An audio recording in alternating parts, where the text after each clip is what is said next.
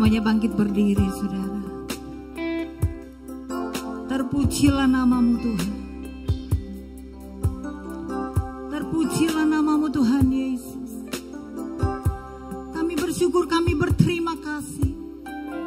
Kami boleh ada di hadirat-Mu sore malam hari ini. Terima kasih Tuhan.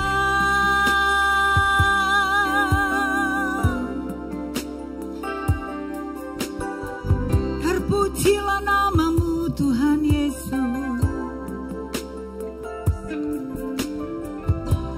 Bapakku datang, amin, menyembahmu di sini. Ku percayakan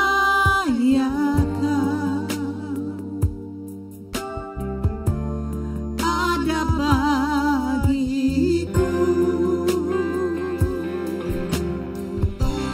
Bapakku datang menyembahmu Tuhan, menyembahmu di sini.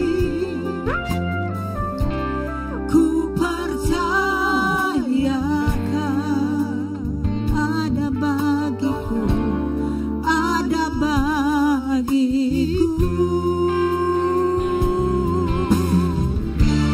Tak usah ku takut, sebab Kau sertaku. Tak usah ku bimbang, Kau di dalamku. Tak usah ku cemas, Kau penghiburku. Saat ku lemah, Kau kuatku. Ku nyanyi haleluya.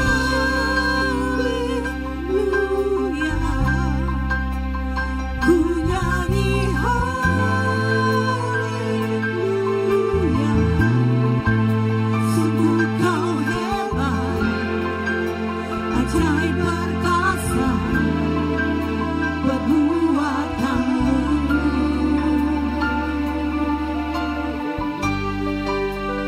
Ku nyanyi haleluya.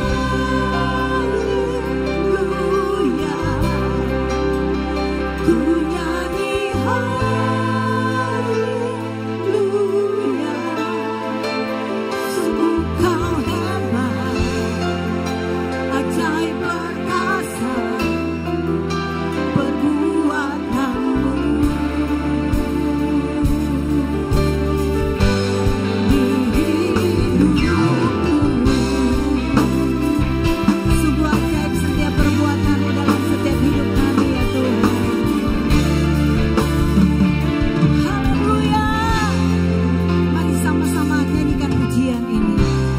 Bapakku datang, kami datang kepadamu ya Tuhan, menyembahmu di sini. Ku percayakan, ku percayakan ada bagiku, ada bagiku. Sekali lagi, mari setiap anak-anak Tuhan katakan, Bapakku datang. Kami datang kepadamu ya Tuhan,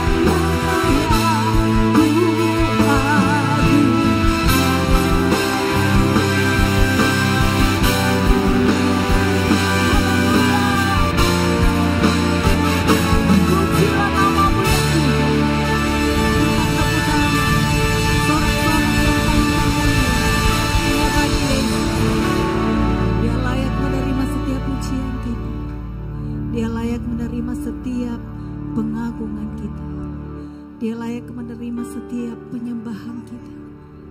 Bersyukur kepada Tuhan bahwasanya kasih setianya untuk selama-lamanya. Kami ada semua hanya karena anugerah-Mu Tuhan. Kami hidup hanya karena kemurahan Tuhan. Makasih Tuhan. Terima kasih Tuhan Yesus. Kami mengucap syukur. Dalam nama Yesus mari kita semuanya katakan amin. Berikan kembali sorak-sorak. Yang paling termulia hanya bagi Tuhan kita Yesus Kristus. Kau boleh salam kiri kanan katakan Tuhan Yesus dahsyat, Tuhan Yesus luar biasa, Tuhan Yesus sangat mengasihimu. Puji Tuhan Yesus. Haleluya. Datanglah ke bait-Nya dengan hati penuh dengan ucapan syukur.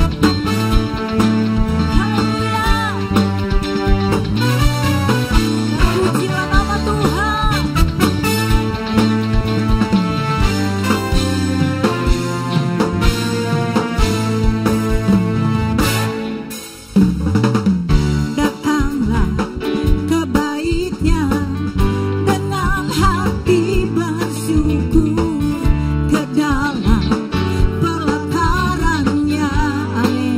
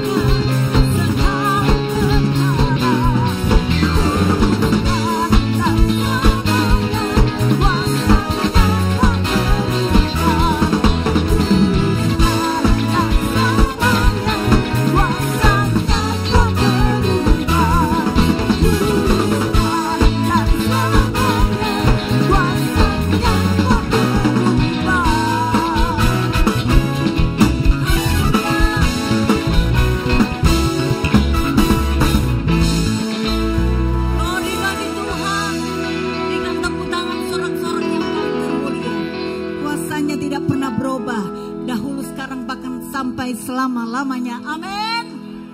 Haleluya. Tepuk tangan lagi bagi Tuhan. Silakan duduk kembali. Kita mau siapkan hati kita untuk mendengarkan kebenaran firman Tuhan. Tanpa firman Tuhan, sehebat apapun kita tidak bisa berbuat apa-apa. Tapi kalau kita punya firman, maka kita akan sanggup menjalani setiap kehidupan yang ada di dunia ini. Terima kasih Tuhan Yesus. Terima kasih ya Bapa.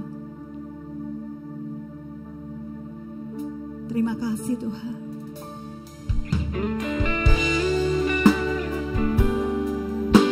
Pujilah nama-Mu.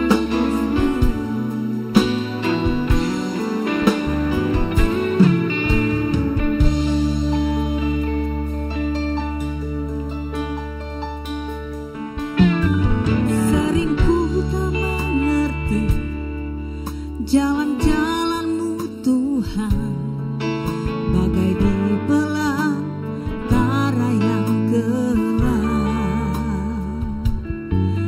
Tanpa seribu tanya, namun tetap percaya, jejak-Mu Tuhan sungguh sempurna. Ajarku memahami semua yang Kau ingini, agar hidupku puaskan hati-Mu. Bagimu aku rela sepenuh hati menghamba, serahkan diri genapi karya-Mu.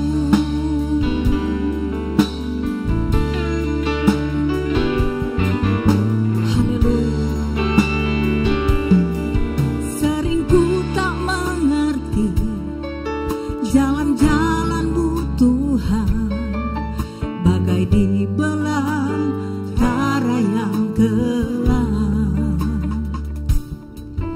Tanpa seribu tanya, namun tetap percaya, jejak-Mu Tuhan sungguh sempurna. Ajarku memahami semua yang Kau ingin, agar hidupku puaskan hati-Mu. Bagimu aku rela sepenuh hati menghamba, serahkan diri genapi karya-Mu. Dengan kasih Kristus kembali saya undang kita semuanya bangkit berdiri. Haleluya. Sering ku tak mengerti jalan-jalan-Mu Tuhan, bagai di belantara yang gelap. Tanpa seribu tanya, namun tetap percaya, jejak-Mu Tuhan sungguh sempurna. Amin. Haleluya. Ajarku memahami semua yang Kau ingin, agar hidupku puaskan hati-Mu.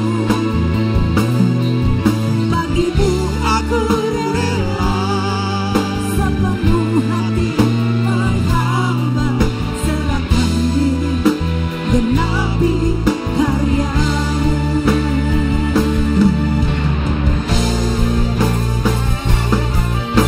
Seringkali kami tidak mengerti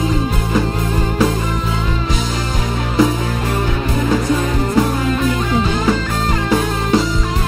Namun yang pasti, jalan-Mu adalah jalan yang sempurna ya Tuhan. Haleluya.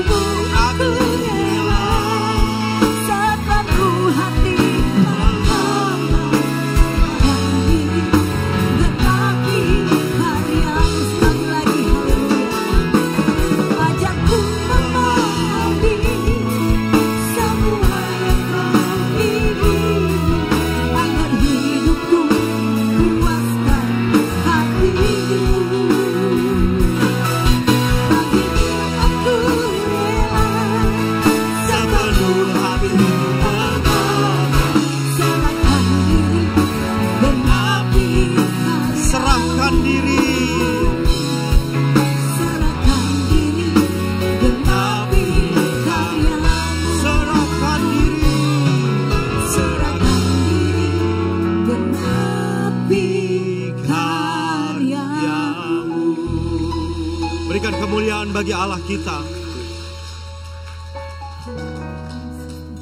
Ajar kami menyerahkan hidup kami sepenuhnya di dalam kendali-Mu ya Tuhan. Oleh sebab itu kami memerlukan firman-Mu setiap waktu. Roh Kudus, hadirlah di tengah-tengah kami. Memimpin jalannya pemberitaan firman Tuhan ini. Dan berbicaralah kepada setiap kami pribadi lepas pribadi. Berbicaralah sebab kami siap mendengarkan. Di dalam nama Tuhan Yesus Kristus kami berdoa. Amin. Silakan duduk ibu bapak saudara terkasih, shalom. Senang bisa menyapa kita sore hari ini. Haleluya. Hari ini saya akan berkhotbah dengan judul murid yang mendengar. Bapak ibu, sebagai seorang murid Kristus, penting bagi kita untuk mendengar. Esensi seorang murid, dia meneropong kehidupan seorang guru, bukan hanya dari kalimat demi kalimat yang keluar dari mulut gurunya, tetapi seorang murid dia membidik kehidupan dari seorang guru yang dianggap bisa mengimpartasi kehidupannya bagi sang murid. Sehingga menjadi penting bagi kita seorang Kristen untuk mendengar. Di dalam Alkitab Perjanjian Lama, umat Israel memiliki panggilan, mereka dengarlah hai Israel, dengarlah. Ini menjadi pengakuan iman orang Israel bahwa panggilan utama mereka adalah untuk mendengar. Sedangkan di dalam Perjanjian Baru kita akan mendapati kalimat berulang yang berbunyi demikian, siapa bertelinga hendaklah ia mendengar. Jadi penting bagi kita untuk mendengar. Amin. Dan kita tahu sama-sama kita memiliki dua telinga dan satu mulut. Tetapi sayangnya kita lebih sering menggunakan yang satu itu daripada yang dua. Betul? Mari kita lihat bagaimana Alkitab menginformasikan kepada kita terkait dengan proses mendengar dan apa yang harus kita dengar. Yesaya pasal yang ke-50, ayat yang keempat dan ayat yang kelima. Yesaya pasal yang ke-50 ayat yang keempat dan ayat yang kelima. Tuhan Allah telah memberikan kepadaku lidah seorang murid, supaya dengan perkataan aku dapat memberi semangat baru kepada orang yang letih lesu. Setiap pagi ia mempertajam pendengaranku, untuk mendengar seperti seorang murid.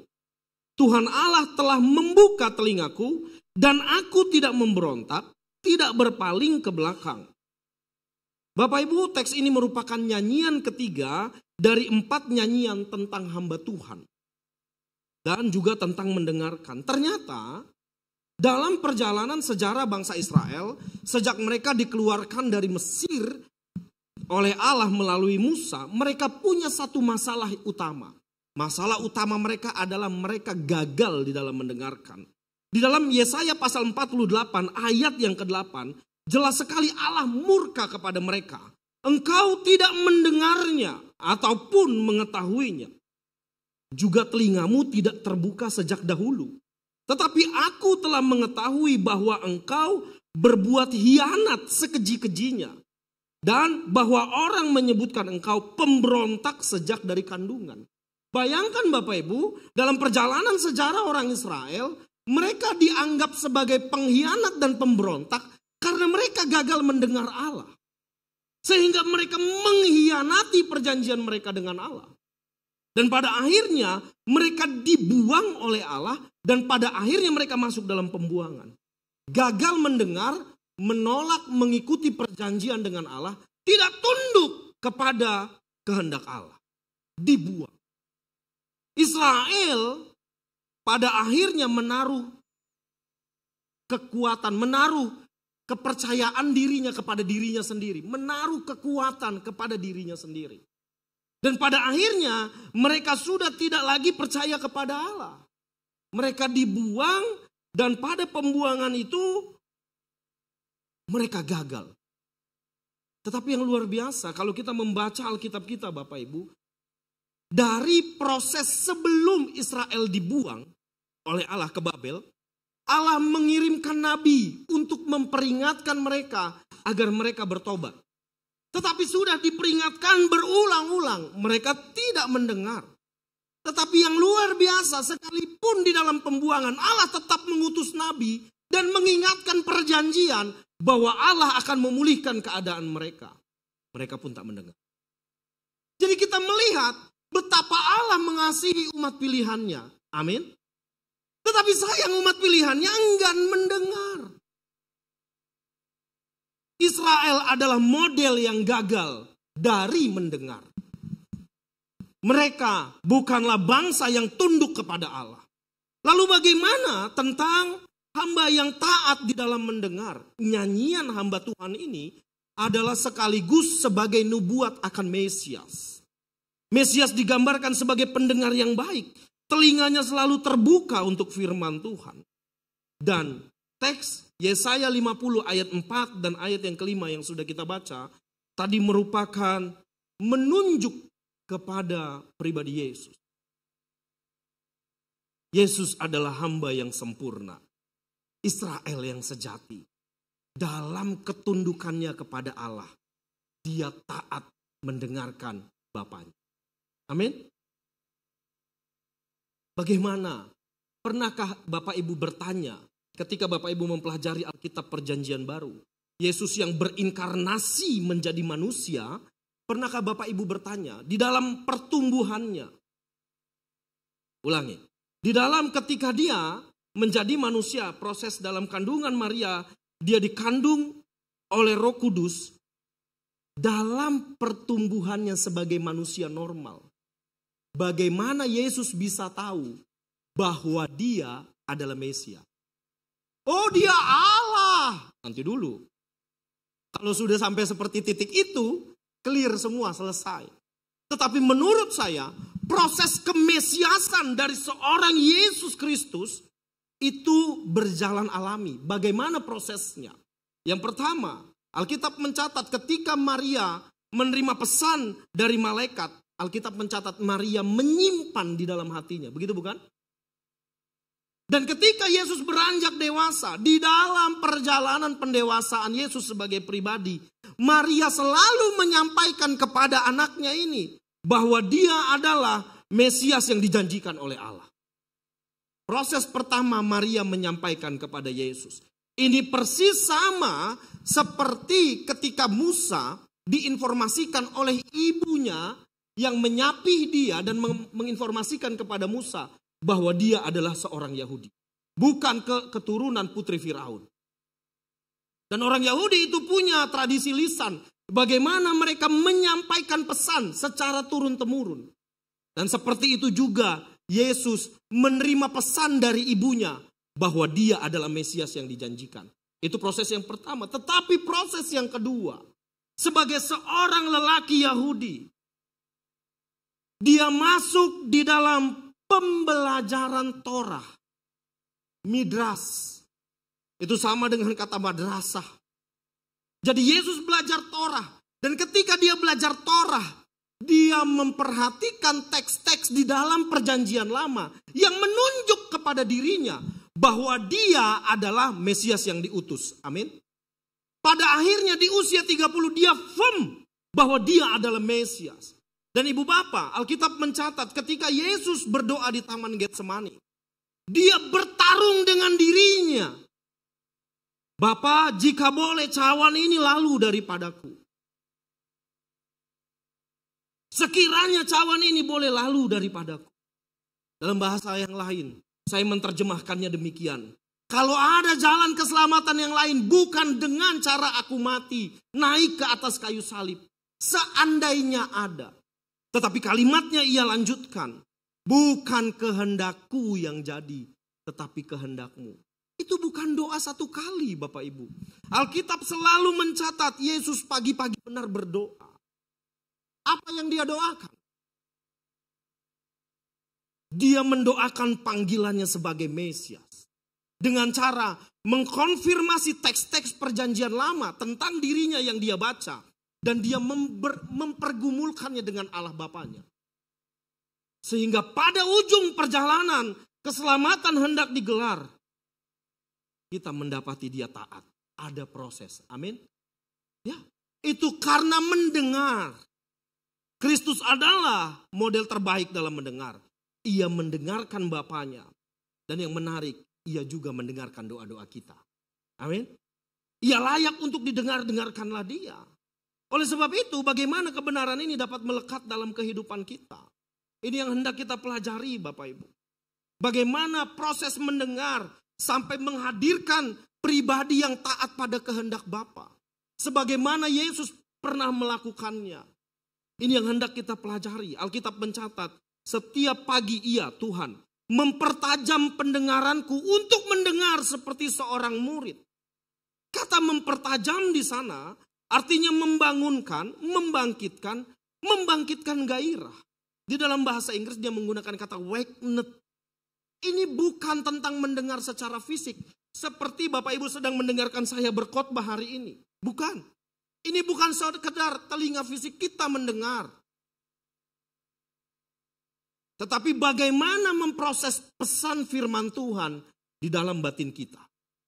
Itu menjadi penting bagi kita. Kita membaca Alkitab biasanya sambil lalu. Kita baca seperti ada perlombaan begitu, banyak-banyakan membaca pasal dalam Alkitab dalam satu hari. Mengerti? Enggak. Tapi yang penting baca. Tapi itu lebih baik daripada tidak membaca sama sekali, betul?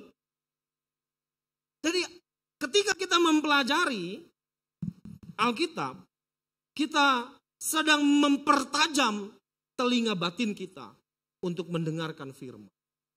Bukan sekedar mendengar saya berkhotbah, mendengarkan hamba-hamba Tuhan lain juga berkhotbah, bukan sekedar itu.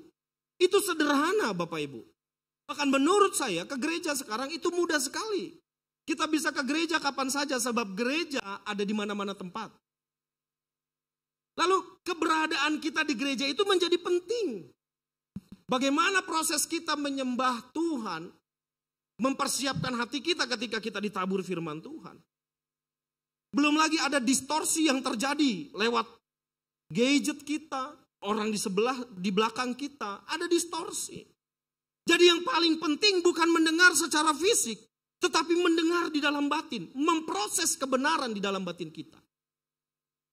Jadi jika dihubungkan dengan mendengar firman Tuhan, maka ini menunjuk suatu keadaan di mana seseorang menjadi terbangun dan tergerak hatinya untuk mendengar dan memahami firman Tuhan, pesan firman Tuhan secara pribadi.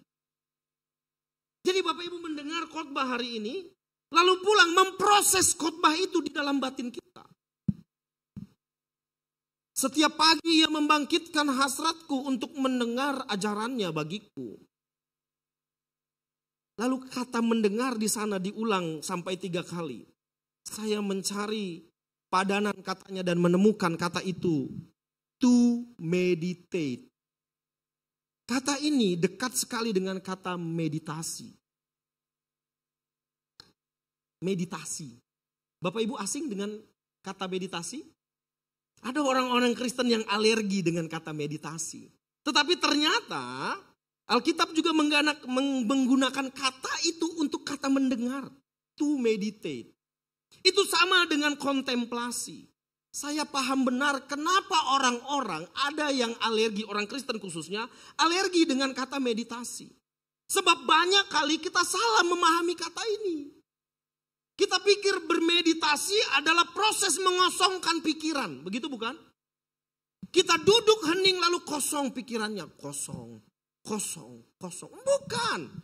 Meditasi Kristen tidak seperti itu Bapak Ibu. Meditasi Kristen bukanlah proses mengosongkan pikiran supaya pikiran kita diisi oleh hal-hal yang dari luar. Bukan itu. Juga meditasi Kristen bukanlah berpusat pada diri kita sendiri. Seperti kebanyakan kebatinan timur mengajar. Kalau kita dalam meditasi, kita boleh mengucap syukur, mengucapkan terima kasih kepada tangan kita, kepada jantung kita yang masih berdetak. Bukan itu Bapak Ibu. Meditasi Kristen bukan mengosongkan pikiran, juga bukan berpusat kepada pribadi kita. Amin. Lalu berpusat pada siapa? Kita dengarkan dulu, kita perhatikan. Boleh adik share slide yang saya berikan? Seorang teolog bernama Timothy Keller, dia memberikan penjelasan tentang meditasi Kristen. Di dalam bukunya yang berjudul Prayer, jelas-jelas dia menggunakan kata meditasi. Dan ini perenungan saya lama terjawab apa yang dia jelaskan. Meditasi Kristen berarti praktek rasional yang reflektif. Rasional. Masuk akal. Logikanya bermain. Tetapi logikanya bermain tentang apa? Hidup logikanya tentang apa? Bagaimana dia menghidupkan firman Tuhan di dalam pikirannya. Amin. Berarti bagi kita seorang Kristen harus memasukkan data firman Tuhan ke dalam pikiran kita. Kalau tak ada data yang masuk, apa yang mau direnungkan? Saya ulangi lagi. Kalau tidak ada data yang masuk, apa yang mau direnungkan? Enggak ada, Pak. Iya. Makanya jadinya mengosongkan pikiran karena kosong, enggak ada yang masuk. Fokus pada karunia, kasih karunia Tuhan. Lalu yang kedua, mengarahkan pikiran pada pemahaman dan penerapan firman Tuhan secara rohani, secara spiritual. Kita membaca firman Tuhan, ya dari dulu firman Tuhan tak pernah berubah. Seperti itu saja isinya, betul? Tetapi bagaimana firman Tuhan itu, yang kita baca itu, teks-teks itu, bisa masuk ke dalam diri kita dan menjadi milik kita. Dan dia menjawab situasi dan keberadaan hidup kita. Ketika kita dalam pergumulan, ini sangat berguna. Disitulah akan muncul hikmat Tuhan nanti. Yang ketiga, dengan meditasi Kristen, maka akan mempengaruhi identitas diri kita dan seluruh aspek hidup kita, serta memberikan pedoman konkret dalam kehidupan. Hikmat yang muncul dari perenungan itu bisa kita pakai dalam konteks kehidupan kita masing-masing. Amin. Kalau kita membaca firman Tuhan kan tidak mengerti, biasanya ada yang tidak mengerti. Dan itu kan berbicara dalam situasi konteks 2000-an tahun yang lalu, begitu bukan? Lalu bagaimana menerjemahkan firman yang 2000 tahun lalu, kalau itu perjanjian lama 4000 tahun lalu, dia hidup di masa sekarang, di dalam kehidupan kita. Di tengah-tengah kehidupan konteks hidup kita yang berubah-ubah, yang berbeda-beda. Hidup kita berbeda-beda Bapak Ibu. Ya, itu nggak bisa. Kalau ada seseorang, ada dua orang maksud saya, sama-sama kehilangan handphone, lalu kita bilang kepada orang yang pertama, udah sabar. Lalu hal yang sama juga kita bilang, udah kamu sabar juga kepada orang yang kedua. Belum tentu bisa. Yang satu bilang, sabar ya karena itu handphonenya yang ketiga. Tapi orang yang kedua itu handphone satu-satunya. Handphonenya yang tunggal itu. Di situ bisnisnya, di situ segala macam urusan usahanya. Lalu kita bilang sabar, gimana sabar? Udah jangan gelisah, berdoa aja. Ya kadang-kadang kita menerjemahkan dengan mudah situasi yang kompleks dalam hidup kita. Begitu bukan? Kalau itu dalam urusan rumah tangga, yang satu ditinggal suaminya, yang satu suaminya meninggal, yang satu suaminya pergi dengan wanita yang lain, misalnya begitu. Apakah nasihatnya sama? Enggak. Tetapi firman Tuhan yang direnungkan di dalam batin, dia punya jawaban berdasarkan konteks kita, itu hebatnya. Disitulah saya pahami peran Roh Kudus akan bekerja dengan cara yang luar biasa. Yang tak bisa dimengerti, yang tak bisa juga dijelaskan. Dalam konteks Yesus, kita kembali dalam konteks Yesus. Bagaimanalah seorang anak tukang kayu, tapi nyata-nyatanya dia Mesias, bagaimana itu? Makanya ketika Yesus melayani, tidak ada yang percaya pada dia, begitu bukan? Tetapi faktanya dia adalah Mesias. Maka dari itu, meditasi Kristen pada ujungnya, karena Roh Kudus berperan di sana, oke? Dengan firman yang dipelajari, yang diperdengarkan, yang masuk dalam bank pikiran kita, dia tadi memberikan pedoman konkret dalam kehidupan kita. Sekarang mengubah hati kita dari hal-hal duniawi kepada hal-hal sorgawi. Ini menarik sekali. Di sini saya pahami bahwa kehidupan yang kudus itu bukanlah mentaati seonggok aturan, bukan. Tetapi kehidupan yang kudus itu merupakan satu proses yang panjang di dalam kehidupan seseorang. Bagaimana dia memahami hasrat firman Tuhan dan hasrat hati Tuhan di dalam dirinya, sehingga itu mengalir menjadi gairah di dalam dirinya. Jika saya mempelajari ini, wow banget begitu loh. Pikiran kita akan dipenuhi dengan kasih, sukacita dan damai sejahtera yang hanya dapat ditemukan dalam Kristus. Jadi ada kasih, ada damai sejahtera yang berasal bukan dari Kristus. Berarti kasih damai sejahteranya bersifat sementara. Tetapi Alkitab menyatakan bahwa damai sejahtera yang kuberikan kepadamu bukanlah dari dunia, tetapi damai sejahtera yang melampaui segala akal. Berikan definisi penjelasan tentang damai sejahtera yang melampaui segala akal kepada saya. Saya pun tak bisa menjelaskannya.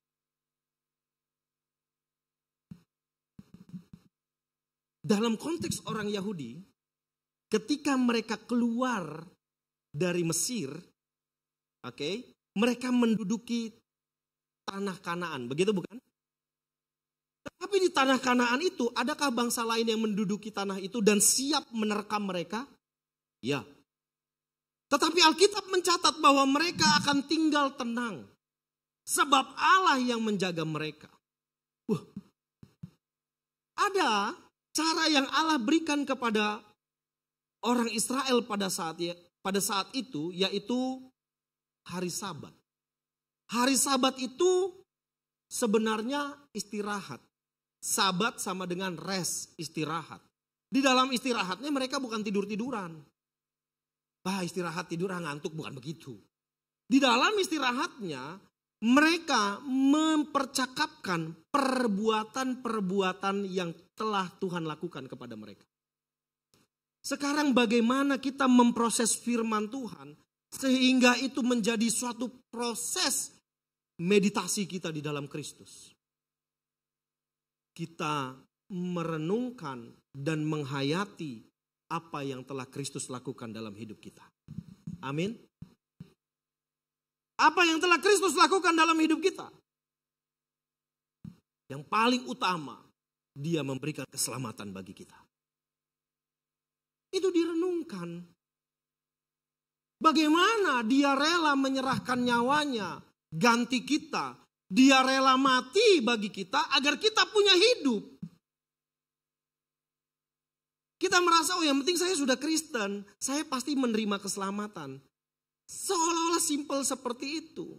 Padahal keselamatan itu mempengaruhi atau itu berbicara tentang kehidupan kekal kita. Dan Kristus membayar itu di kayu salib agar kita bisa menikmati kehidupan yang kekal. Kenapa ini bukan menjadi satu perayaan kita? Yang kita renungkan dan di sana kita menaikkan syukur kepada Allah.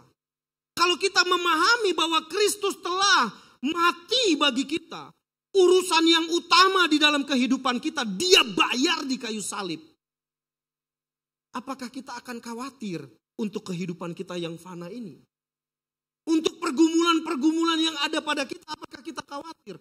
Toh, untuk hal yang kekal, nasib kekal kita sudah dibayar di atas kayu salib. Amin.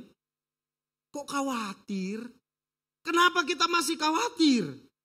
Karena kita tak pernah merenungkan betapa agungnya penebusan di dalam Kristus. Kita gak pernah membawa itu dalam meditasi kita. Bagaimana Dia dengan rela melakukannya sampai mati di atas kayu salib. Di dalam kayu salib juga ada pertukaran, substitusi. Bagaimana kita yang harusnya dihukum, tetapi digantikan oleh Yesus, Dia yang menjadi terhukum. Sehingga Alkitab mencatat bahwa tidak ada lagi penghukuman bagi dia yang tinggal di dalam Kristus. Tidak ada penghukuman. Lalu kalau tidak ada penghukuman, harusnya kita menjalani hidup seperti apa? Mengapa kita mengizinkan diri kita dihukum dengan situasi hidup yang sekarang? Sehingga itu menyebabkan kita stres, depresi, sampai kita kehilangan pengharapan dan sukacita di dalam Kristus. Halo? Urusan apa yang mengkhawatirkan kita? Kalau dia sudah menjadi substitusi bagi kita, tak ada lagi penghukuman harusnya. Pak Pendeta tidak mengerti. Hidup saya susah, Pak. Ya, tapi itu bukan hukuman. Itu bukan kutukan bagi kita. Amin. Itu hanya kondisi yang Tuhan izinkan untuk kita alami. Amin. Bukan satu hukuman. Pak Pendeta belum tahu. Saya adalah jomblo-jomblo bahagia. Sampai sekarang belum ada pasangan hidupku, Pak Pendeta. Tidak masalah. Itu bukan hukuman. Kesendirian bukan kutukan. Amin. Saya berharap yang menjawab adalah yang masih single. Kalau sudah double lalu dia jawab amin. Istrinya mulai melihat, amin. Sudah ada. Sudah ada kok amin. Jadi situasi yang kita alami sekarang itu bukan hukuman dari Tuhan. Amin. Bukan hukuman. Wah susah Pak sekarang cari duit. Iya. Memang kondisinya susah, bukan hukuman. Kita merasa itu satu hukuman, kutukan. Sehingga kita menjalani hidup menjadi tidak damai. Kita berpikir, wah Tuhan jahat sekali. Aku dibiarkan sendiri. Sulit menemukan pasangan hidup. Udah mandi belum bro? Belum, itu yang buat. Kau malas mandi, bau badanmu. Cemana? Ada hal-hal di dalam diri kita yang harus kita perbaiki. Sehingga kita layak untuk diperjuangkan. Amin. Wah sedap kali ya. Tidak ada penghukuman di dalam Kristus. Kita ditebus, dianggap layak. Substitusi, diganti. Kita yang tak layak sekarang dianggap layak. Jangan merasa tidak layak lagi. Kita merasa kurang layak. Aduh, aku gak layak. Aku jelek. Aku kurang ini, kurang itu. Maaf ya Bapak Ibu, aku gendut. Gak apa-apa sih sebenarnya, saya gak perlu minta maaf. Orang saya bicara diri saya sendiri. Ketika saya naik lift tadi si Om bilang, Bapak Pendeta kayaknya naik 2 kilo ini. Dia tidak tahu ini turun 2 kilo. Memang turunnya dari angka yang tinggi sekali. Kita merasa diri kita gak layak. Karena merasa ada yang kurang. Kurang apa? Aduh aku menua. Ya memang usia kan? Memang waktu yang menggerogoti keberadaan diri kita. Ada orang-orang yang takut tua. Kenapa memang? Nanti dekat dengan kematian. Soal mati gak tunggu tua. Betul gak Bapak Ibu? Soal mati gak tunggu tua. Jadi gak usah takut tua. Itu sesuatu proses yang normal. Tetapi karena dunia menilai, melihatnya sebagai sesuatu yang renta begitu ya. Seolah-olah yang tua itu tak berharga. Kelapa makin tua, makin mantap santannya. Makanya tua di dalam Alkitab itu haruslah menjadi pribadi yang matang. Amin. Dewasa dan matang. Apalagi Bapak Ibu yang tak kita renungkan dari proses kematian Yesus di atas kayu salib. Bagaimana lewat proses itu hubungan kita dengan Allah diperbaiki. Kita yang tadinya terbuang, tersingkir, tak bisa berhubungan dengan Allah. Sekarang jalannya menjadi terbuka. Bukan lagi dia, bukan lagi kita yang harus mencari dia. Tetapi di dalam Kristus dia yang mencari kita. Amin. Sebab apa? Kita berharga. Renungkan itu, betapa berharganya diri kita ini. Walaupun hitam-hitam begini, ini berharga Bapak Ibu. Jangan macam-macam. Cukup satu macam saja. Amin. Ya. Walaupun aku makin bertambah usianya, ya, tapi aku berharga sebab Allah mencari aku. Ya. Di dalam Kristus kita diterima apa adanya. Tak kurang, tak lebih. Diterima apa adanya, hebat benar. Bapak Pendeta tidak tahu masa lalu saya. Jelek sekali saya Bapak Pendeta. Udah Pak, gak usah dikasih tahu. Saya tahu jelek pokoknya. Tapi di dalam Kristus yang jelek itu gak dilihat. Masa lalu yang buruk itu gak dinilai. Yang dinilai sekarang terkait perjumpaan kita dengannya dan perjalanan hidup kita selanjutnya. Amin. Ya. Kalau ada manusia melihat masa lalu kita sebagai sesuatu yang buruk dan melekat, berarti dia menjadi alat iblis. Sebab Allah tak menilai masa lalu kita sebagai sesuatu yang melekat. Sebab Allah melihat kita, dia melihat Kristus yang ada pada kita. Wah, merdeka sekali kita Bapak Ibu. Jadi saya memahami meditasi Kristen adalah bagaimana kita menghidupkan firman Tuhan di dalam batin kita. Ya. Alkitab berkata renungkan firman itu siang dan malam. Kita terganggu dengan segala kesibukan kita, bukan?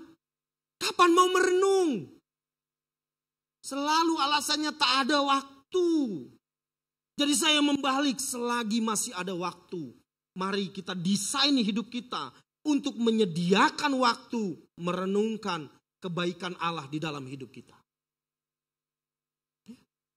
Selagi masih ada waktu, selama hayat masih di kandung badan, selama kita masih bisa menarik dan menghela nafas, selama jantung kita masih berdetak, harusnya kita memberikan kesempatan di dalam hari-hari kita untuk merenungkan firman Tuhan. Pernahkah Bapak Ibu bertanya, kenapa kekristenan tidak sedikit orang Kristen yang pada akhirnya pemahamannya dangkal? Atau pemahamannya bisa tinggi, tetapi penerapan dalam kehidupannya dangkal. Kenapa? Karena mereka hanya memahami firman Tuhan sampai di kepalanya saja. Tidak pernah berpindah sampai kepada hatinya.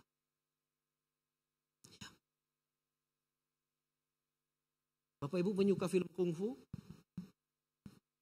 Saya suka sekali dulu di zaman salah satu stasiun televisi menyiarkan kungfu terus begitu ya. Saya lihat latihan kungfu itu menjemukan.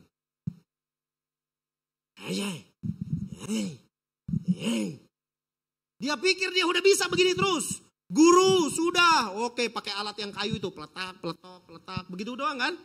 Bosan kita lihat. Sampai si murid berpikir itu gak ada gunanya. Apalah. Ada film satu Jackie Chan. Dia begini terus. Ini ngapain? Gak ada gunanya. Dikasih air. Seperti gak ada gunanya. Tapi ketika dia mulai melawan musuhnya. Semua yang sederhana tadi. Hanya peletak. Lalu begini. Ternyata itu bermanfaat. Kenapa seseorang Kristen dangkal? Dia ingin melewati proses. Seperti menaiki anak tangga. Kebanyakan orang Kristen tidak ingin menaiki anak tangga dari anak tangga pertama. Dia ingin langsung yang ketujuh. Loncat. Disitulah letak kegagalan. Proses meditasi Kristen adalah proses yang sederhana. Itu harus dilatih dari yang kecil. Hal-hal sederhana di dalam kehidupan kita. Amin. Saya sampaikan sekali lagi, hidup kita ini kompleks. Berbeda. Masing-masing itu penyelesaiannya beda-beda. Dan yang hebat, Allah punya cara untuk menyelesaikannya. Menyelesaikan masalah kita berdasarkan keunikan setiap kepribadian kita. Hebat ya. Manusia itu banyak sekali loh. Tapi kok Allah bisa tahu? Nah, bagaimana dengan kita memproses firman Tuhan? Itu menjadi penting. Oleh sebab itu, ketika kita menjadi murid yang mendengar, maka hal yang terjadi adalah kita mulai memiliki keintiman. Apa artinya keintiman? Kita bergairah dengan Tuhan. Amin. Bergairah dengan Tuhan. Kalau seseorang edik pada sesuatu atau dia edik pada satu kegiatan, kalau dia tidak lakukan kegiatan itu pasti badannya sakit. Ya. Kalau kita mengatakan kita bergairah pada Tuhan, tetapi kita tidak mencari wajah Tuhan dalam hari-hari kita, pasti ada yang salah dalam pikiran kita. Ya. Benda yang paling dekat dengan kita hari-hari ini adalah gadget kita, bukan? Bangun tidur ku cari gadget. Betul? Langsung. Kalau itu kan proses otak kita, bagaimana bangun tidur memproses langsung dia meletakkan informasi, cari gadget. Coba diubah. Begitu kita bangun, hal yang pertama kita lakukan duduk di kaki Tuhan. Itu untuk menunjukkan, itu memupuk gairah kepada Tuhan. Dipupuk, itu bukan langsung jadi Bapak Ibu. Jangan berpikir perjalanan rohani itu sesuatu yang langsung jadi. Enggak, itu harus satu proses yang bertahap dan simultan, terus menerus. Harus. Sehingga kegairahan kita kepada Tuhan itu menjadi sesuatu yang normal. Menjadi sesuatu yang normal. Bergairah kepada Tuhan menjadi sesuatu yang normal. Gak perlu dipompa-pompa, penyembahannya hebat, musiknya keren, baru aku merasakan hadirat Tuhan. No. Walaupun itu kita perlu di dalam ibadah komunal seperti ini. Musik yang baik, WL yang baik membawa kita masuk dalam hadirat Allah. Kita perlu. Tetapi di sisi lain ketika dalam kehidupan harian kita, di mana tak ada musik dan tak ada WL yang membimbing kita, kita pun otomatis bisa mencari Tuhan dengan sendiri. Amin. Selanjutnya ketika kita mendengar, maka kita akan memiliki kepekaan. Peka. Apa saya menerjemahkan peka? Peka artinya hati yang lembut dan mudah menerima nasihat. Israel itu disebut sebagai bangsa yang tegar tengkuk. Hatinya degil. Jadi ketika Allah berbicara lewat rentetan para nabi, mereka tak mendengar. Tetapi orang-orang yang peka kepada Tuhan, maka hatinya lembut, mudah diberi nasihat, dikasih tahu. Maka dari itu saudara, ini menjadi penting bagi kita untuk memproses belajar mendengar supaya hati kita peka. Dan ternyata kepekaan ini itu terkait dengan ego kita. Ego. Satu kali saya berkhotbah di gereja kami, Bapak Ibu, di daerah Bekasi. Lalu setelah pulang, Bapak Gembala saya chat, Mario, mantap khotbahmu. Senang sekali saya. Terima kasih Pak Gembala. Tapi aku mau kasih masukan. Mic. Jadi saya sering sekali khotbah itu mic itu di sini. Dari saudara-saudara, kalau ruangannya begini, itu terdengar. Tetapi yang jadi masalah, balik lagi kan. Yang jadi masalah, gereja kami itu ada YouTube-nya. Jadi suara saya tak masuk di YouTube. Tapi kalau di ruangan baik-baik saja. Ini gak pakai mic pun suara saya pasti terdengar. Oke? Itu Bapak Gembala. Saya senang. Karena Bapak Gembala saya berarti memperhatikan saya. Begitu ya. 1 bulan kemudian saya berkhotbah di tempat yang sama. Lalu saya pulang. Di mobil ada seorang wanita yang diberikan Tuhan untuk mendampingi saya. Istri saya. Dia bilang, aku gemes lihat kamu khotbah. Itu mic deketin ke mulut. Lalu saya lihat dia. Dalam hati saya. Kayak bisa aja lu khotbah. Responnya beda ya. Saya mau tanya Bapak Ibu, kenapa kita kalau dikasih tahu sama orang yang terdekat dengan diri kita, kita gelisah? Begitu Bapak-bapak? Pi, kalau pencet odol itu dari belakang, Pi. Cerewet amat sih lu. Yang penting odolnya keluar. Mau pencet dari atas kayak dari belakang kayak. Gitu ya. Pi, kalau naruh sendal itu jangan di atas keset, Pi. Di sampingnya kayak, ribut amat sih lu. Kenapa sih? Ada apa sih Bapak Ibu dengan orang terdekat kita itu? Ya itu seperti natural begitu. Tapi ketika saya memandang istri saya, resek banget ini orang ya. Tapi saya mulai merenung. Langsung saya bilang, oke. Saya konfirmasi dalam pikiran saya, oke. Ini nasihat yang Tuhan berikan kepada dia. Supaya miking saya menjadi benar. Dari tadi Bapak Ibu melihat saya naikin turunin mic. Itu sebenarnya saya sedang latihan terus. Menguji suara saya. Semoga di YouTube GSKI Battle Peak suara saya baik-baik saja. Begitu Pak Amir?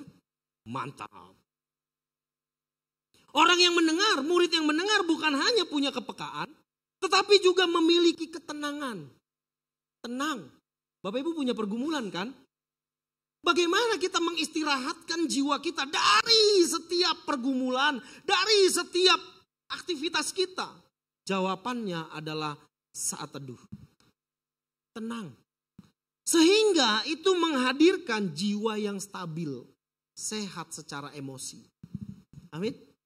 Nyambung semua. Urusannya sih sepertinya rohani, tetapi ternyata nyambung sampai kepada urusan kesehatan mental kita. Orang yang jiwanya tidak stabil, maka dia cenderung stres menghadapi tantangan kehidupan. Nggak stabil jiwanya. Biasanya indikasi terdekatnya adalah mudah marah, mudah tersinggung, sensitif. Tapi orang-orang yang jiwanya tenang, dia tenang. Dia tahu bahwa situasinya tidak baik-baik saja, ya. Tetapi karena dia tahu bahwa Tuhan ada bersama dengan dia, dan dia tahu bahwa Tuhan akan menolong dia di dalam situasi terburuk dalam kehidupannya, maka dia tetap tenang. Amin. Bukan karena perangkat hidupnya banyak, bukan. Tetapi karena dia tahu Sang pribadi yang maha tinggi dan maha agung ada bersama-sama dengan dia. Maka dia menjadi tenang. Dan orang-orang yang mendengar pada ujungnya mereka akan memiliki ketaatan. Disinilah letak pada ujungnya kita menjadi saksi Kristus. Amin. Taat. Kristus pun seperti itu. Yesus dalam perjalanan hidupnya, betapa tenangnya dia menghadapi salib itu. Alkitab memang mencatat bahwa ketika dia berdoa di Taman Getsemani, peluhnya keluar seperti bulir darah. Ya, tapi dia tidak memberontak. Dia tetap pada panggilannya. Dia taat menjadi Mesias. Amin. Dia ambil panggilan kemesiasannya. Lalu bagaimana dengan kita menjalani kehidupan kita? Tadi kita naikkan pujian, ajarku memahami semua yang kau ingini, agar hidupku puaskan hatimu. Bagaimana kita mau memuaskan hatinya kalau firman-Nya tak pernah kita renungkan? Tak tahu caranya saya. Tak ada jalan lain. Hanya dengan merenungkan firman Tuhan, maka firman itu akan hidup di dalam batin kita. Dan dia seperti mesin penggerak. Dia akan menggerakkan diri kita untuk melakukan kehendak-Nya. Bagimu aku rela sepenuh hati menghamba, serahkan diri, genapi karyamu. Amin. Mari Bapak Ibu, kita latih hidup kita untuk merenungkan, untuk rest di dalam hadirat Tuhan, untuk meditasi Kristen yang benar, agar kita bisa menjalani hari-hari kita dengan benar. Dan kita menjadi saksi Allah yang menyenangkan hati Tuhan. Biarlah firman Tuhan ini boleh menjadi berkat bagi kita. Amin. Berikan kemuliaan bagi Tuhan. Saya mengundang pemusik dan worship leader untuk naik ke atas. Saya mengajak setiap jemaat untuk merenungkan firman Tuhan. Teduhkan hatimu di hadapan Tuhan.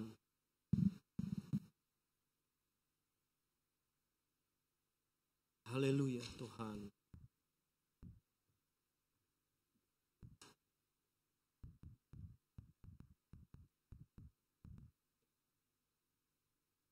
Biar musik mengalun dengan lembut.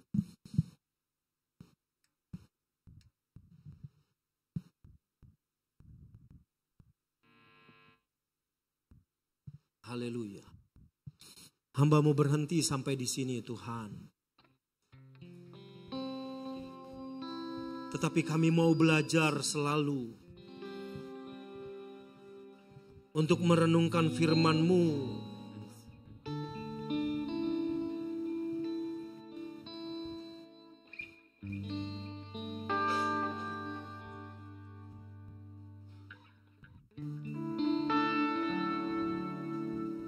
Mari Bapak Ibu,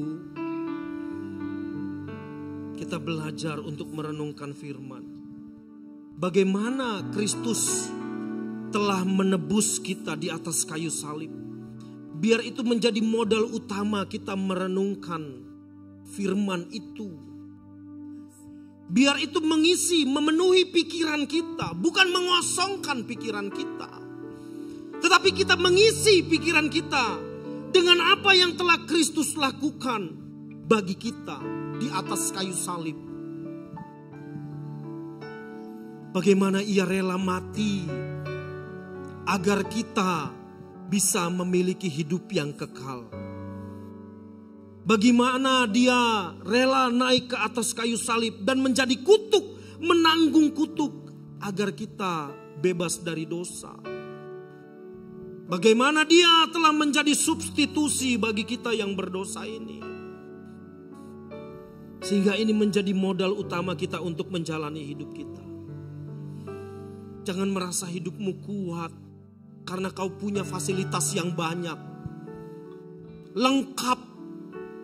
Bukan karena itu, tapi karena Dia yang menuntun kita setiap hari. Kita belajar bagaimana menghidupkan firman di dalam batin kita. Bukan sekedar mengetahuinya di dalam pikiran kita, tetapi itu juga hidup di dalam hati kita. Dia menjadi seperti mesin penggerak. Dan itulah yang menggerakkan kecintaan kita kepada Tuhan. Itu juga yang menggerakkan hati kita. Agar kita bisa menjadi pribadi yang peka. Pada ujungnya kita taat menjadi saksinya.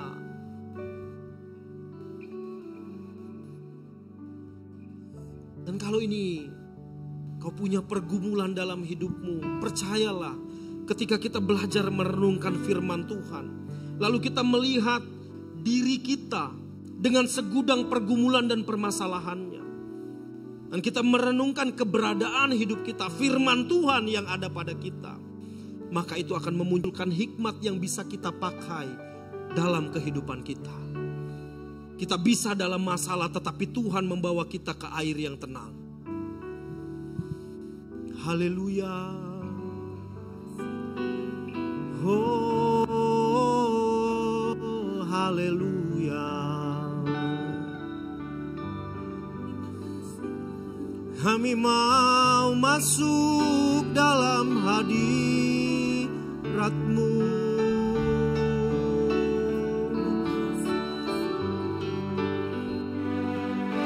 Menikmati pribadi-Mu Tuhan.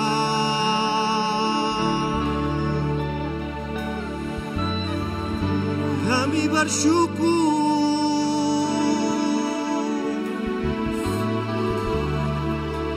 buat kasih setia-Mu.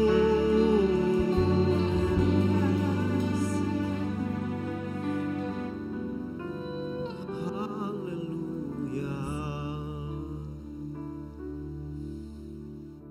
Hamba-Mu berhenti sampai di sini Tuhan.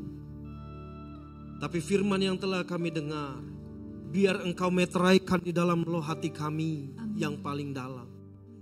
Sehingga kami bukan hanya cakap mendengar, tapi kami mau belajar melakukan firman-Mu dengan setia. Berkati setiap jemaat-Mu yang hadir hari ini. Tentu mereka memiliki pergumulan, punya konteks hidup masing-masing yang harus mereka hadapi, yang harus mereka lalui. Tetapi kami belajar untuk taat kepadamu sehingga kami cakap menanggung setiap pergumulan hidup kami bersama-sama dengan Engkau. Terima kasih atas firman-Mu Tuhan. Hamba bersyukur buat sore hari ini. Terpujilah nama-Mu Bapa. Di dalam nama Tuhan Yesus Kristus kami berdoa. Amin. Amin. Puji Tuhan. Kita diberkati semua, amin. Haleluya. Sekali lagi berikan tepuk tangan bagi Tuhan. Puji Tuhan Yesus. Tiba saatnya kita mau berikan korban persembahan. Mari sekali lagi kita tunduk kepala dan kita berdoa. Bapa, terima kasih buat setiap kebenaran firman-Mu yang boleh datang dalam hidup kami. Bukan saja kami menjadi pendengar, tetapi kami boleh menjadi pelaku-pelaku firman-Mu ya Tuhan. Terima kasih banyak Bapa, saatnya tiba kami mau berikan korban persembahan. Kami percaya semua yang kami miliki adalah berasal daripada Tuhan. Oleh sebab itu kami mau memberi dengan penuh sukacita dan kami percaya kami diberkati Tuhan.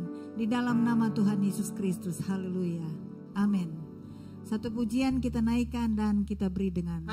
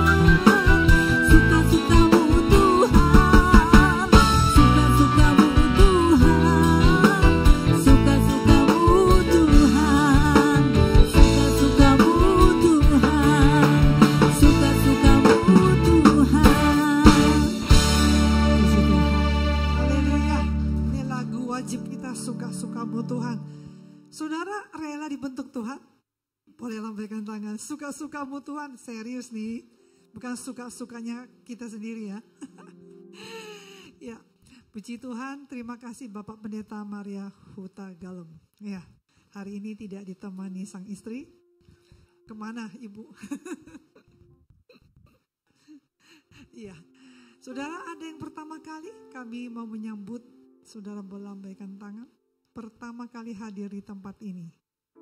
Ada Ibu? Iya. Belakang juga ada ya?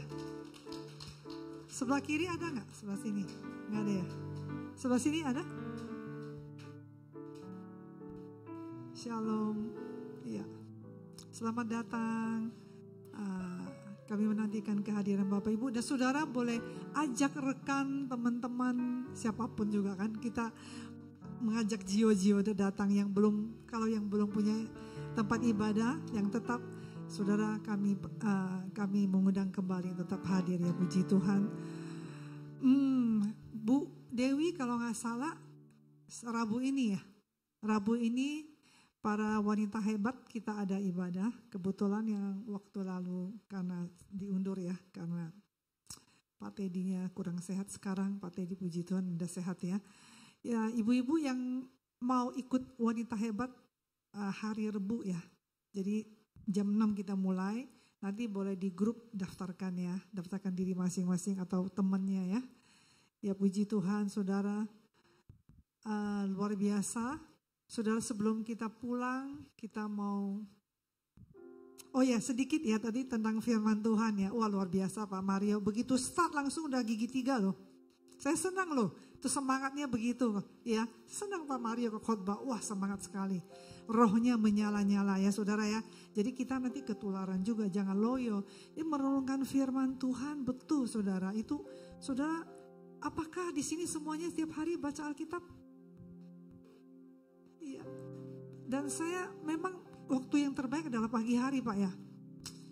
Pagi-pagi hari itu ya. Karena di situ kita rasanya lebih tenang, dan itu memang perlu waktu khusus ya. Bukan berarti siang hari enggak, tapi memang siang mungkin udah banyak sekali otaknya udah mikirin ini dan itu ya. Dan merenungkan firman Tuhan itu luar biasa. Di Mazmur 1 ayat 1 ya, berbahagialah orang yang tidak duduk dalam kumpulan bla bla bla. Terus ada yang di bawahnya ayat 3 ya, merenungkan firman Tuhan siang dan malam, seperti air tanaman di tepi aliran air menghasilkan buahnya pada musimnya, dan yang tidak layu daunnya, apa saja yang diperbuatnya berhasil. Jadi kuncinya itu hidup keberhasilan merenungkan firman loh ya. Firman itu bagaimana meditasi itu kita seperti kita membaca, dikatakan seperti lembu mengunyah itu rumput, dikunyah, dikeluarkan, dikunyah lagi. Kalau kita makan ya, kebanyakan kita makan itu karena mungkin waktu, karena kita udah kebiasaan makan cepat-cepat. Tapi makan juga sebenarnya harus dikunyah dengan baik supaya pencernaan kita juga baik, hidup umur lebih panjang. Ya, saya ingat satu kesaksian waktu saya masih muda dulu. Sekarang juga masih muda sih. Dibandingkan dengan Pak Apendi, saya juga masih muda. Bapak Apendi di belakang ya. Semangatnya luar biasa, walaupun beliau cuci darah seminggu 3 kali. Tapi Tuhan kasih kekuatan yang baru. Amin. Luar biasa. Jadi saya waktu itu kerja kantor, kalau ada di tengah-tengah waktu yang senggang, saya nggak ikut nimbrung teman-teman ngobrol. Saya senang membaca buku dari dulu. Kalau saya naik pesawat pasti saya baca buku. Kalau nggak baca Alkitab, saya senang baca buku. Sekarang udah nggak baca buku. Sekarang langsung dengar dari YouTube ya, firman Tuhan segala macam, dan segala pelajaran apapun saya dengar dari YouTube. Nah, waktu saya membaca sebuah buku, mungkin saya nggak tahu ada yang pernah tahu nggak buku ini, Jatuhnya Seorang Hamba Tuhan. Judul buku itu, ya Jatuhnya Seorang Hamba Tuhan. Itu di belakangnya itu firman semua. Nah, waktu saya mulai baca saya ngantuk loh, karena memang mungkin ya kita baca kan gampang ngantuk. Tapi di bawahnya tulis renungkan. Waktu saya mulai merenungkan setiap ayatnya, wow, itu pengalaman yang nggak bisa dijelasin. Saya terus pergi ke toilet, sementara saya ke toilet sedang berjalan, saya merasakan hidup saya seperti bersih, disucikan oleh firman Tuhan. Dan saya lagi berjalan, saya berpikir apapun di dunia ini saya gak mau semua, saya cuma mau Tuhan. Itu dahsyatnya firman Tuhan kalau kita renungkan. Mau kembali ke situ, wah kayaknya gak akan terulang lagi. Tapi kalau kita mau membayar harga, saya yakin sejak firman Tuhan ini, mulai hari ini kita semua mau renungkan firman ya. Kita bukan mengejar pasal, berapa pasal, bukan mengejar omset loh ya. Bukan harus 5 pasal, tapi kita baca, kita renungkan ya. Makasih Pak Maria. Sekali lagi ya saudara, kita tetap satukan hati kita mau berdoa. Kami mengucap syukur untuk firman Tuhan. Firman-Mu adalah Engkau sendiri. Firman-Mu adalah kebenaran. Biar Engkau tinggal di dalam kami dan kami tinggal di dalam Engkau. Maka kami akan mengalami hal-hal yang supranatural. Kami akan mengalami pemulihan, kesembuhan. Kami mengalami hal-hal yang di luar pikiran kami. Bahkan apa yang tidak pernah dilihat oleh mata, tidak pernah didengar oleh telinga, tidak pernah timbul dalam hati manusia. Itu yang Tuhan sediakan bagi orang mengasihi Tuhan. Kami mau Tuhan manunggal dengan firman-Mu. Kami mau meditasi firman Tuhan. Kami mau Roh Kudus berikan kami kekuatan supaya kami mau menanggalkan keakuan kami. Kami mau menanggalkan segala sesuatu. Kami boleh memprioritaskan Tuhan sendiri, merenungkan firman. Karena firman-Mu adalah kebenaran. Dan firman itulah Engkau sendiri. Pada mulanya adalah firman. Firman itu bersama-sama dengan Allah. Dan firman itu adalah Allah sendiri. Sebab itu Tuhan, kami mengucap syukur. Biarlah sore hari Engkau materaikan firman-Mu. Biar kami boleh merenungkan apa yang disampaikan, diajarkan pada sore hari ini. Biar kami pulang Tuhan, kami tidak pernah sama lagi. Karena kami mau ngambil keputusan. Sebab hidup ini adalah tentang keputusan. Kami memutuskan untuk kami mengejar Engkau Tuhan. Dengan kami membaca firman-Mu, merenungkannya, dan menjadi pelaku firman-Mu. Biar hidup kami menyenangkan Engkau. Hidup kami menyenangkan Tuhan selalu. Dan itulah yang Tuhan inginkan. Kami percaya kalau kami menyenangkan Engkau, apa saja yang kami minta, Tuhan sudah berikan kepada kami. Kami tidak perlu khawatir tentang apapun. Kami tahu kebajikan dan kemurahan senantiasa akan mengikuti, mengejar kami seumur hidup kami. Bagi orang-orang yang mengasihi Tuhan, orang-orang yang mau mengikuti perintah-Mu. Karena firman Tuhan mengatakan, kalau engkau mengasihi aku, engkau akan melakukan perintah-perintahku. Kami mengangkat tangan, kami arahkan kepada hamba-Nya. Mari saudara, kepada Bapak Mario. Kami mengucap syukur untuk hamba-Mu Tuhan. Terima kasih Tuhan untuk pesan yang Tuhan sampaikan melalui hamba-Mu. Kami berdoa biar hikmat, kebijaksanaan, pengurapan yang baru senantiasa berada di atas kepala hamba-Mu. Dan pelayanannya menjadi berkat bagi banyak orang, bagi suku, kaum, dan bahasa dimanapun Tuhan mengirim hamba-Mu. Bahkan sampai ke bangsa-bangsa. Tuhan berkati keluarganya. Tuhan memberkati apapun dikerjakannya. Tuhan berikan kesehatan dan perlindungan yang sempurna untuk hamba-Mu. Terima kasih Bapa. Kami juga mengangkat tangan kami, hati kami untuk gembala di tempat ini. Gembala yang kami kasih, Pastor Elia dan Pastor Teresa. Kami percaya Tuhan, Engkau Bapa yang begitu baik. Engkau selalu membawa kedua hamba-Mu, bahkan setiap umat-Mu, ke air yang tenang, rumput yang hijau. Tuhan, biarlah mengalami Tuhan kesehatan yang baik, mengalami kemenangan apapun juga Tuhan. Kami percaya tidak ada hal yang sulit yang tidak bisa dilewati. Kami percaya bersama dengan Tuhan, kedua hamba-Mu akan melakukan perkara-perkara yang besar. Dan kedepannya kami percaya akan ada satu breakthrough, ada satu terobosan Tuhan bagi pelayanan kedua hamba-Mu ini. Di Mandarin maupun di ibadah sore ini. Kami percaya berkat Tuhan yang melimpah, hikmat, kebijaksanaan, kasih, sukacita, damai sejahtera mengiring kedua hamba-Mu senantiasa. Dan keluarga besarnya, perlindungan Tuhan sempurna. Terima kasih Bapak buat setiap jemaat yang hadir, yang pertama kali maupun yang mungkin tidak hadir tapi mereka berada di rumah. Ya, kami semua anak-anak-Mu beserta seluruh pelayan Tuhan di tempat ini, kami menerima berkat yang sama, berkat perlindungan, berkat kesehatan, berkat pengenalan akan Tuhan. Biar kami mengenal Engkau. Melalui firman-Mu, Engkau berbicara kepada kami. Engkau berbicara dalam setiap aspek kehidupan kami. Firman-Mu untuk menusuk, memisahkan Tuhan sampai sumsum tulang-tulang. Memberikan kami pengertian kebenaran-Mu Tuhan. Dan biarlah itu yang kami kejar dalam hidup kami. Terima kasih Bapa, sebab Engkaulah kekuatan. Engkaulah perisai hidup kami. Di luar Engkau kami tidak mampu melakukan apapun. Sebab itu kami menyerahkan seluruh hidup kami dan keluarga kami. Semuanya ke dalam tangan perlindungan-Mu. Kami percaya Tuhan memberikan kemenangan kepada umat-Mu Tuhan. Sepanjang minggu ini Tuhan. Sepanjang 1 minggu ke depan Tuhan. Mengalami kemenangan demi kemenangan Tuhan. Terima kasih Bapa. Kami mengucap syukur buat bangsa kami. Kami percaya. Kami terus perkatakan Indonesia bangkit. Indonesia jayalah. Indonesia selalu merdeka di dalam nama Tuhan Yesus. Kemerdekaan itu di dalam Kristus yang akan membebaskan setiap orang yang hidup dan belenggu dosa. Di dalam nama Tuhan Yesus, segala ikatan belenggu apapun yang mengikat bangsa ini, kami mematahkan segala kuasanya di dalam nama Tuhan Yesus. Roh pemecah belah kami patahkan di dalam nama Yesus. Tetapi roh yang takut akan Tuhan kami lepaskan. Shalom Tuhan atas Indonesia. Shalom Tuhan dari Sabang sampai Merauke. Terang Tuhan bersinar atas bangsa kami. Indonesia memuji, Indonesia bermazmur bagi Engkau. Sampai kami melihat setiap lutut akan berturut, setiap lidah mengaku bahwa Yesus Kristus adalah Tuhan. Bagi kemuliaan Allah Bapa. Terima kasih Bapa atas janji-Mu bagi bangsa kami. Terpujilah Engkau. Sebelum kami pulang, kami siap menerima berkat padamu. Segala pujian, hormat dan syukur bagi Dia. Kemuliaan bagi-Mu di tempat maha tinggi. Kemuliaan bagi-Mu di tempat maha tinggi. Kemuliaan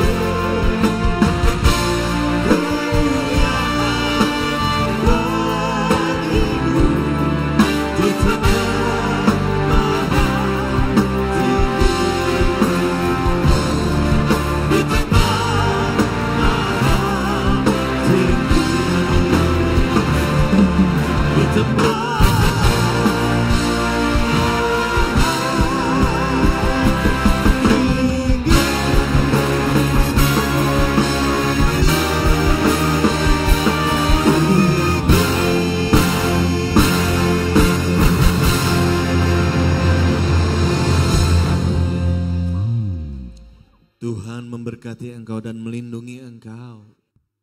Tuhan menghadapkan wajahnya kepadamu dan memberi kau kasih karunia. Jemaat yang dikasihi Tuhan, kembalilah ke dalam rumah tanggamu dengan bawa berkat damai, sejahtera, sukacita, pertolongan dari Roh Kudus mulai saat malam hari ini dan sampai kedatangan Tuhan menjemput kita di atas awan-awan penuh kemuliaan. Yang diberkati Tuhan, mari sama-sama katakan amin. Berikan tepuk tangan. Shalom. Sampai berjumpa. Tuhan Yesus memberkati.